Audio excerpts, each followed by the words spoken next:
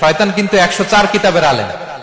আপনি তো কোরআনের মুফাসসির, আপনাদের হারানোর জন্য আরো 103 কিতাব আগেই মুখস্থ করে রাখছে। সে মুসা আলাইহিস সালামকে ডিল করেছে, সে জেসাস ক্রাইস্টকে ডিল করেছে, সে সাইয়েদনা ইব্রাহিম আলাইহিস সালামকে ডিল করেছে, সে কোটি কোটি মানুষকে ডিল করেছে, হাজার হাজার নবীকে সে ডিল করেছে। সে 104 কিতাবের আলেম। আপনি শয়তানের পাদে ফা দিবেন না, এই ফাঁদে পা আপনার দিতেই হবে। এমন ভাবে সে আষ্টে পৃষ্ঠে আপনাকে বেঁধে রেখেছে। আচ্ছা, ছেলে ছেলে যদি বিয়ে করে, নাউজুবিল্লাহ, মেয়ে মেয়ে যদি বিয়ে করে, যারা এলজিবিটি কে সাপোর্ট করে, সমকামিতাকে সাপোর্ট করে, এদেরকে ধরেন আমরা একটা দেশ দিয়ে দিলাম যে তোমরা এই দেশে থাকো, এই আইল্যান্ডে থাকো, within 50 years they will be completely disappear. 50 বছরের ব্যবধানে ওরা নাই হয়ে যাবে, ঠিক কিনা?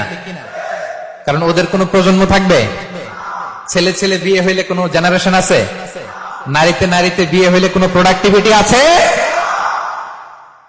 এমনি ভ্যানিশ হয়ে যাবে।